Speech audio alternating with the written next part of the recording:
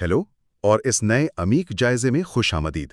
तसव्वुर कीजिए, रात के 2 बज रहे हैं, सब कुछ बिल्कुल खामोश है और अचानक दांत में एक ऐसी शदीद तकलीफ उठती है कि बस। उफ, वो दर्द तो वाकई नाकाबिले बर्दाश्त होता है।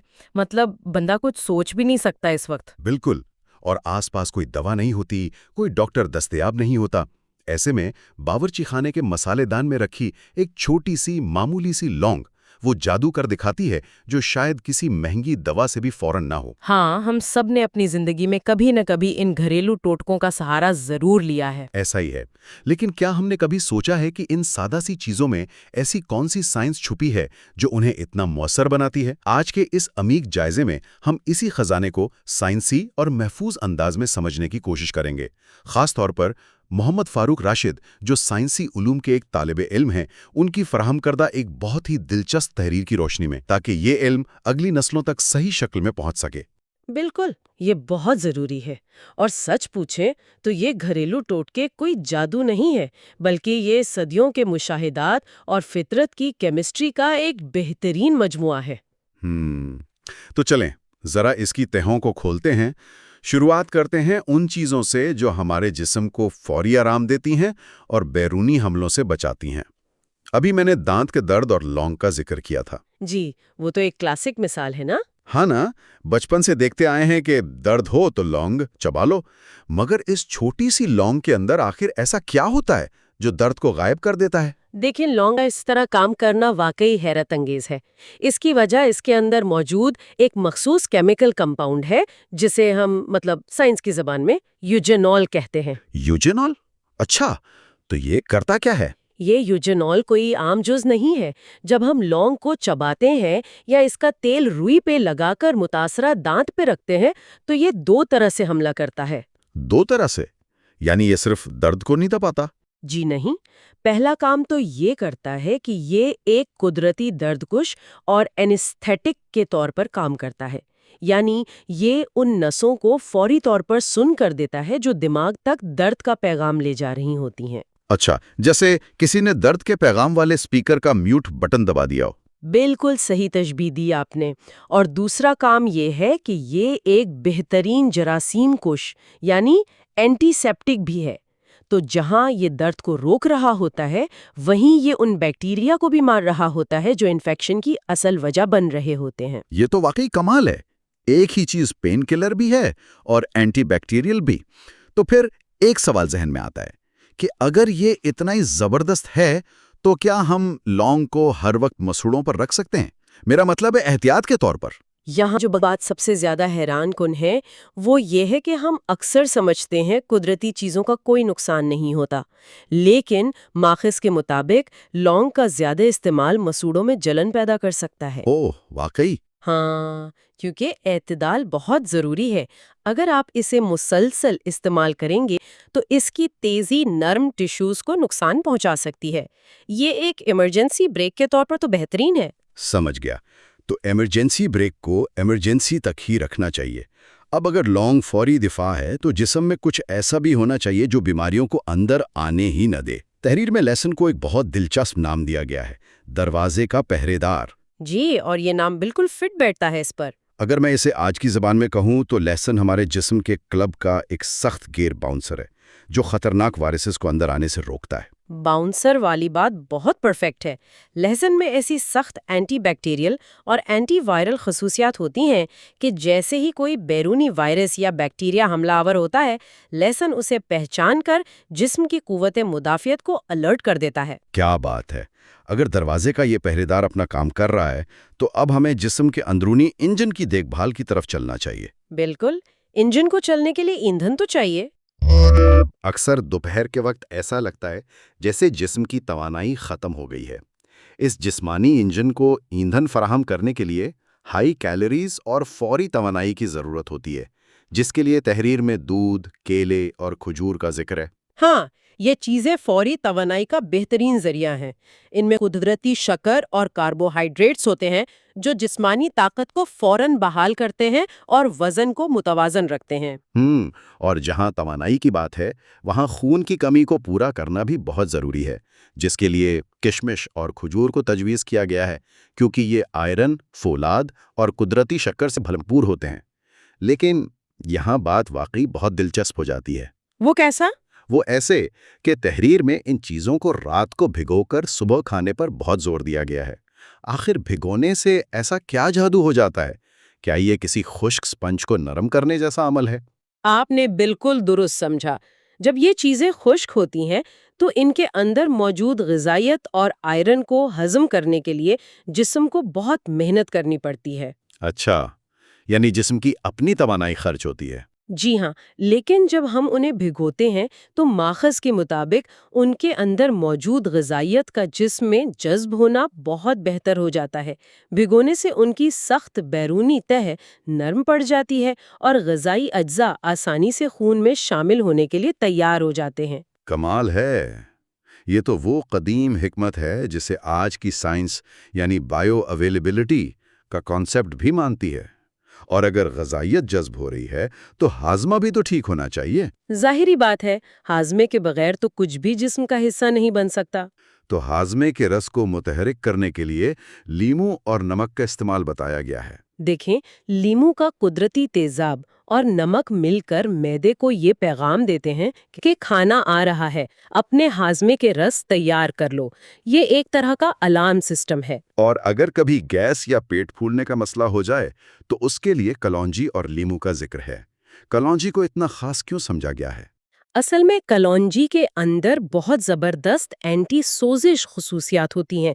جب پیٹ میں گیس یا جلن ہوتی ہے تو اندرونی سوزش پیدا ہو رہی ہوتی ہے۔ کلونجی اس سوزش کو ٹھنڈا کرتی ہے۔ اور لیموں کے ساتھ مل کر یہ ایک پرفیکٹ کمبینیشن بن جاتا ہے۔ بالکل، یہ دونوں مل کر ہاضمے کی نالی کو پرسکون کرتے ہیں۔ زبردست! تو جسمانی توانائی اور ہاضمے کے بعد اب ان اعضاء کی طرف چلتے ہیں جو اس پوری مشینری کو کنٹرول کرتے ہیں، ہمارے کنٹرول سینٹرز یعنی دماغ اور دل۔ یہ سب سے اہم حصہ ہے ہمارے جسم کا۔ دماغی طاقت کے لیے اخروٹ اور پستے کا ذکر ہے، اور تحریر میں ایک انتہائی دلچسپ نکتہ بتایا گیا ہے: اخروٹ کی شکل۔ اگر آپ اخروٹ کو دیکھیں تو وہ بالکل انسانی دماغ جیسا ہوتا ہے، جیسے فطرت نے خود اس پر لیبل لگا دیا ہو کہ یہ دماغ کے لیے ہے۔ یہ کتنا کمال ہے!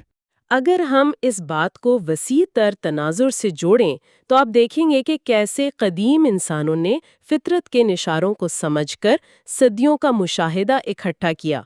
انہوں نے شکلوں سے اندازہ لگایا، اسے استعمال کیا، اور آج کی سائنس نے ثابت کر دیا ہے کہ اس میں اومیگا 3 فیٹی ایسڈز ہوتے ہیں۔ جو دماغی کارکردگی کو بہتر بناتے ہیں۔ یعنی صدیوں پرانا مشاہدہ اور آج کی سائنس دونوں ایک ہی پیج پر ہیں۔ جی بالکل، یہی تو اس علم کی خوبصورتی ہے۔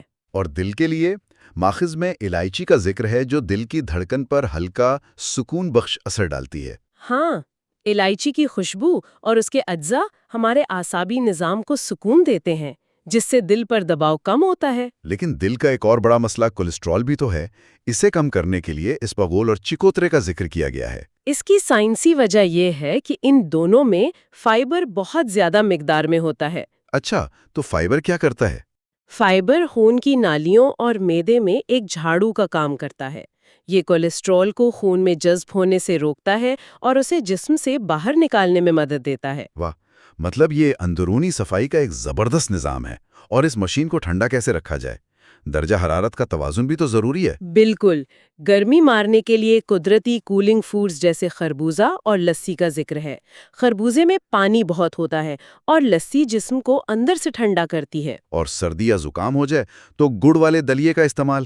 میرا سوال یہ ہے کہ دلیا تو ٹھیک ہے، لیکن گڑ کیوں؟ کیونکہ گڑ کی تاثیر گرم ہوتی ہے۔ جب سردی لگتی ہے یا بلغم جم جاتا ہے تو جسم کو گرم رکھنے اور اس جمے ہوئے بلغم کو پگھلانے کے لیے گڑ کا استعمال بہترین ثابت ہوتا ہے۔ تو یہ ایک طرح کا اندرونی ہیٹر ہے جو بلغم کو کم کرتا ہے۔ یہاں تک تو بات ہو گئی عام مسائل کی، لیکن کچھ بیماریاں زیادہ حساس ہوتی ہیں جن میں احتیاط لازمی ہے۔ بالکل، ہر چیز کا علاج صرف ایک ٹوٹکا نہیں ہو سکتا۔ کا اس لیے اہم ہے کیونکہ اس میں زبردست اینٹی انفلیمیٹری یعنی سوزش کم کرنے والی خصوصیات ہوتی ہیں۔ دمے کے دوران سانس کی نالیوں میں سوزش آ جاتی ہے اور مورنگا اسے کم کرنے میں مدد دیتا ہے۔ اچھا، یہ تو بہت مفید معلومات ہیں، اور حساس مسائل میں جلد بھی شامل ہے۔ جلد کو صاف اور چمکدار بنانے کے لیے شہد اور لیمو۔ ہاں، شہد نمی فراہم کرتا ہے اور لیمو کا تیزاب مردہ خلیات کو ہٹاتا ہے۔ لیکن یہاں مجھے ایک چیز پر سخت اعتراض ہے، مطلب میں تھوڑا حیران ہوں اس بات پر۔ کیا ہوا؟ تحریر میں سر درد یا درد شقیقہ جسے مائیگرین کہتے ہیں، اس کے لیے نمک کا پانی پینے کو کہا گیا ہے۔ رکیے، نمک کا پانی؟ کیا نمک بلڈ پریشر کے لیے نقصان دہ نہیں ہوتا؟ یہ سر درد کیسے ٹھیک کر سکتا ہے؟ اس سے ایک بہت اہم سوال پیدا ہوتا ہے، اور یہ بہت اچھا کیا آپ نے کہ یہ نقطہ اٹھایا۔ ماخذ میں اس حوالے سے ایک بہت واضح انتباہ موجود ہے: نمک کا پانی فوری مائیگرین کا مکمل علاج ہرگز نہیں ہے۔ تو پھر یہ کب کام آتا ہے؟ یہ صرف اس وقت مدد دیتا ہے جب آپ کا سر درد کم بلڈ پریشر یا الیکٹرولائٹ کی کمی کی وجہ سے ہو۔ اگر جسم میں نمکیات کم ہو جائیں تو خون کی نالیوں پر دباؤ پڑتا ہے، جس سے درد ہوتا ہے۔ اچھا، تو نمک اس کمی کو پورا کر دیتا ہے؟ جی، لیکن یہاں ماخذ کی وہ احتیاط دہرانا بہت ضروری ہے کہ ہائی بلڈ پریشر والے افراد کو اس سے سختی سے پرہیز کرنا چاہیے۔ ان کے لیے یہ انتہائی خطرناک ہو سکتا ہے۔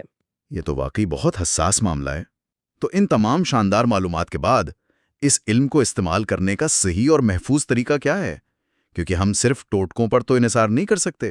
بالکل درست۔ ماخذ کے آخری حصے میں یہی وضاحت کی گئی ہے کہ یہ علم یقیناً بہت قیمتی ہے، مگر ہر ٹوٹکا ہر انسان پر یکساں اثر نہیں کرتا۔ یعنی سب کی باڈی مختلف ہوتی ہے۔ جی، اور شدید بیماری کی صورت میں ڈاکٹر کے پاس جانا ضروری ہے، کیونکہ بعض گھریلو چیزیں دوائیوں کے ساتھ ریئیکٹ کر سکتی ہیں۔